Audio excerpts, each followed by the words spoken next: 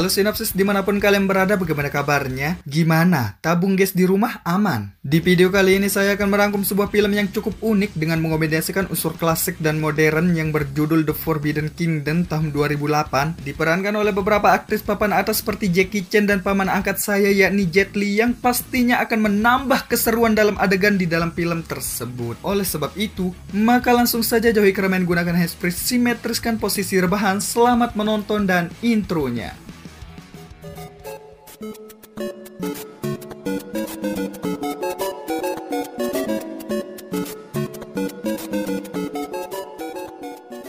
Diawali dengan memperlihatkan mimpi dari seorang pemuda bernama Jason, yaitu sebuah pertarungan antara beberapa prajurit kayangan melawan raja dari segala raja dari komunitas kera, di mana pertarungan itu berlangsung cepat dan harus terhenti oleh suara dari televisi yang membangunkan ia dari tidurnya.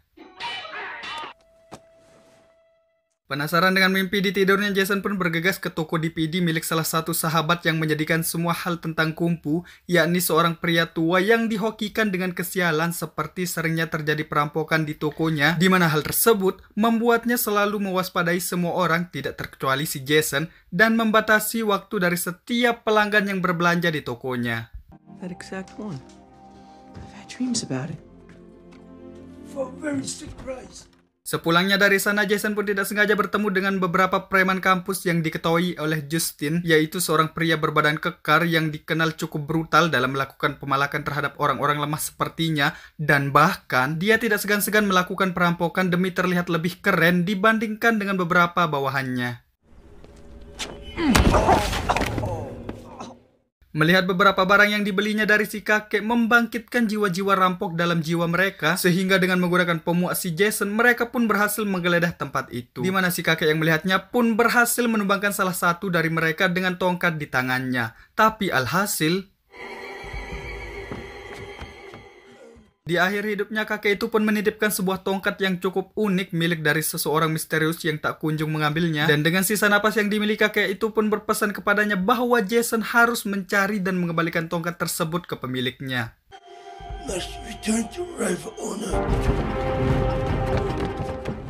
Dengan berlari menghindari kejaran si Justin, Jason pun terus menghindari mereka, sampai ia pun harus terpojok dengan jalan buntu yang diambilnya. Tapi bersamaan dengan itu, tongkat yang dibawanya pun merespon dengan mengeluarkan kekuatan supranatural yang cukup besar, seolah-olah tongkat tersebut ingin menyelamatkannya dari mereka. Dan inilah filmnya.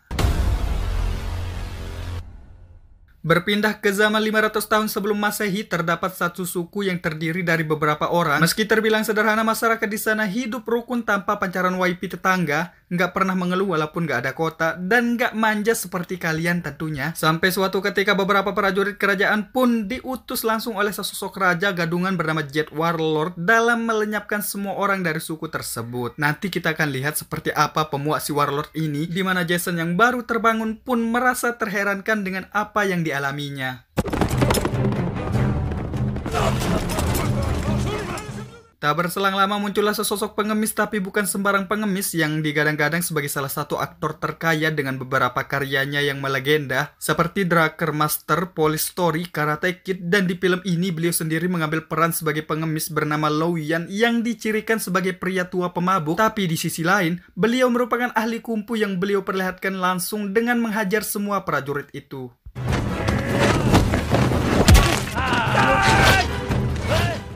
Setelah berhasil menumbangkan semua prajurit kerajaan, pandangan beliau tidak sengaja terarah ke tongkat di tangan Jason. Dengan melihatnya sekali saja, beliau pun mengetahui bahwa tongkat tersebut bukan tongkat sembarangan. Sehingga demi menghindari masalah dengan pemerintahan, beliau pun bergegas membawa Jason pergi dari sana.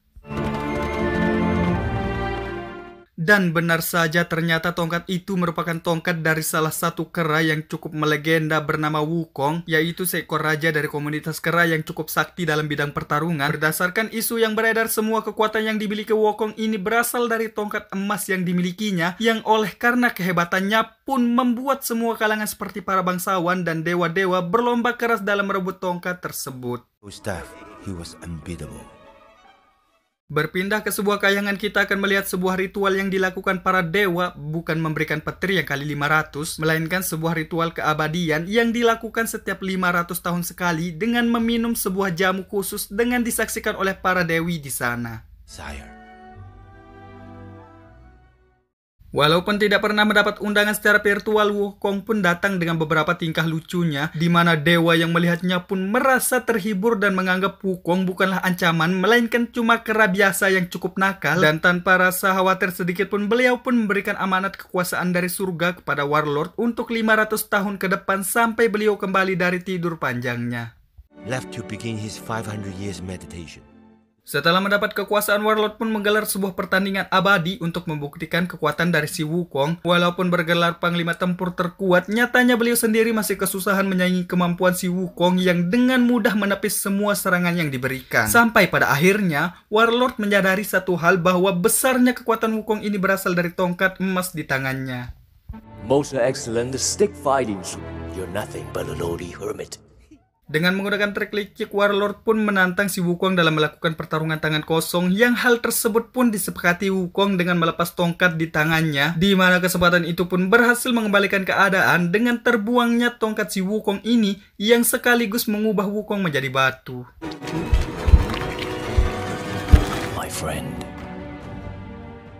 Kembali ke Jason yang saat ini masih dibingungkan dengan keadaan, lantas menanyakan cara ia bisa terbebas dari dunia itu, dan Luyan pun menjawab bahwa sebenarnya ada satu cara yang cukup ampuh, yaitu dengan memintanya langsung ke sang dewa yang kemunculannya sendiri hanya bisa terlaksana dengan sebuah ritual yang dilakukan oleh orang-orang dengan aliran Qi yang cukup tinggi, seperti Wukong yang saat ini masih membatu di Gunung 5 Elemen. Sehingga demi memintanya langsung ke sang dewa, maka Jason harus membangkitkan Wukong terlebih dahulu dengan mengembalikan tongkat tersebut kepadanya. Cukup ribet kan? You must free the Monkey King. Belum sempat menyelesaikan cerita, mereka pun dicurigai oleh beberapa prajurit patroli yang melihat tongkat yang dibawanya, sehingga Luyan pun bergegas mengklarifikasi kepada mereka dengan mengatakan bahwa tongkat tersebut merupakan tongkat biasa yang banyak dijual di toko-toko terdekat, yang justru hal tersebut semakin menambah kecurigaan dari semua prajurit yang ada di sana. Saat itulah kita akan melihat betapa kerennya si Luyan ini ketika bertarung. Meskipun dibebankan dengan Jason yang tidak tahu menahu sedikit pun tentang bela diri, Luyan pun mampu melindunginya dan berhasil melumpuhkan setengah dari jumlah prajurit yang menyerangnya. Dan ternyata bukan hanya beberapa, mungkin ribuan prajurit pun berbondong-bondong datang yang mengharuskan mereka segera pergi dengan melewati atap-atap bangunan dengan cara melompat dari bangunan satu ke bangunan yang lain. Bertepatan dengan itu juga kita akan diperkenalkan dengan seorang wanita yang merupakan seorang pengamen bernama Liu Yepi, atau sebut saja si Sally biar lebih mudah, yang oleh karena aksinya tersebut mereka pun berhasil selamat dengan menunggangi kuda yang telah disediakan. Di tempat lain kita akan melihat si Warlord yang saat ini tengah melakukan seleksi selir dan tiba-tiba saja mendapat informasi dari bawahannya mengenai masyarakat yang mulai digemparkan dengan munculnya sebuah tongkat milik Wukong. Dan karena penasaran atas berita tersebut, beliau pun mengutus seorang pembunuh bayaran bernama Li Bimbi, atau sebut saja si Bambi. Bambi sendiri dikenal sebagai seorang penyihir bercambuk yang cukup brutal yang membuat siapa saja ketar-ketir ketika berada di depannya. Kembali ke Jason yang saat ini baru terbangun harus dihadapkan dengan sosok misterius berjubah putih. Dengan mengendarai kuda, sosok misterius itu pun melakukan pembegalan yang cukup cepat dan berhasil mengambil tongkat di tangan Jason. Dan ternyata sesosok misterius itu merupakan seorang biksu yang pernah gagal pada masanya. Meski begitu, beliau juga merupakan seorang guru kungfu yang kemampuannya mampu mengimbangi kemampuan dari si Luyan, sehingga dapat kita simpulkan bahwa biksu ini bukan orang ecek-ecek. Di tengah pertarungan dalam merebut tongkat tersebut pun secara tidak sengaja terlempar ke arah Jason, yang mana sebenarnya si biksu bukannya ingin melakukan pencurian dan semacamnya, melainkan beliau sendiri berada dalam misi rahasia dalam menuntun orang yang akan mengembalikan tongkat tersebut ke pemiliknya, yang serentak perkataannya tersebut merubah kesalahpahaman antar keduanya. You found him. Dengan begini, Jason pun memiliki peluang besar menjadi ahli kungfu berkat dilatih dua guru kungfu yang berbeda, di mana dengan latihan keras yang terbilang ekstrim pun dilakukan, sehingga tidak butuh waktu lama baginya dalam menguasai jurus-jurus yang diajarkan. Tak lama setelahnya, pembunuh yang diutus Warlord pun berhasil menemukan mereka, di mana banyaknya pasukan yang dibawa membuat Jason dan yang lainnya memutuskan kabur, sehingga Bambi yang tidak ingin pulang membawa tangan kosong melesatkan sebuah anak panah beracun autopilot yang dapat mengunci target bahkan dari jarak yang jauh sekalipun. Busur tersebut pun berhasil mendarat secara akurat mengenai target yang telah ditetapkan.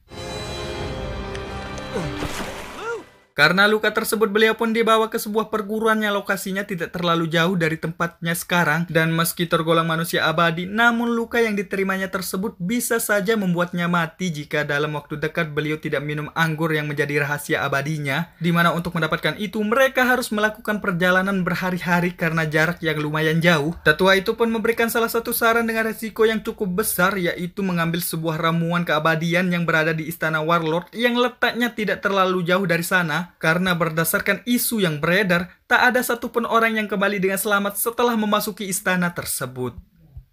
There is no other way.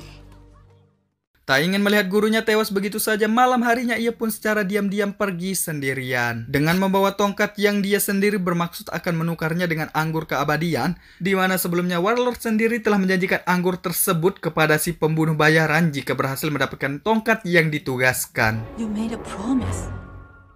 Demi mengetahui siapa yang lebih pantas mendapatkan ramuan tersebut, Warlord pun mengadakan sebuah pertandingan dengan menjanjikan ramuan tersebut untuk pemenangnya. Sehingga tak punya pilihan lain, Jason pun menuruti semua syarat yang ditentukan. Meskipun menggunakan tongkat sakti milik Wukong, dia pun belum mampu menyaingi kemampuan si penyihir. Dimana karena kekalahannya, dia pun mendapat hukuman yang cukup brutal, yaitu dibunuh secara mengenaskan. Tapi tiba-tiba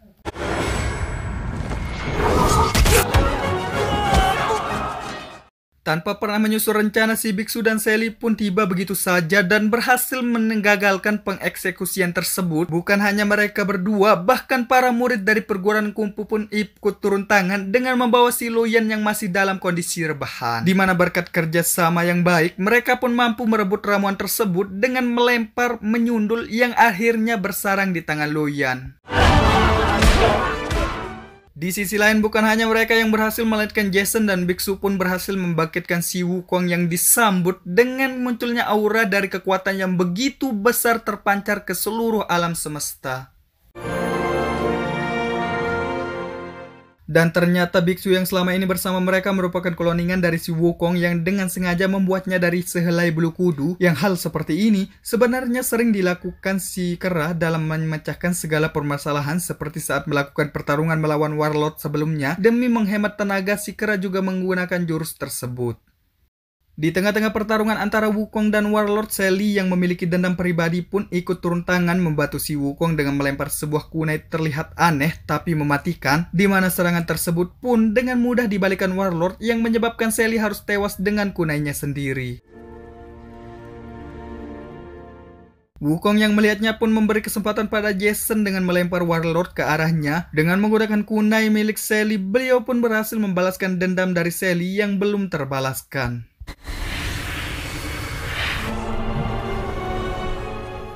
Merasa bersalah atas kematian si Sally, Jason pun meminta permintaan kepada sang dewa dengan menghidupkannya kembali. Dan si dewa pun dengan bijaknya menjawab bahwa beliau tidak bisa merubah takdir yang sudah tertulis di tangan manusia. Sehingga Jason pun hanya bisa pasrah saat dipulangkan oleh sang dewa.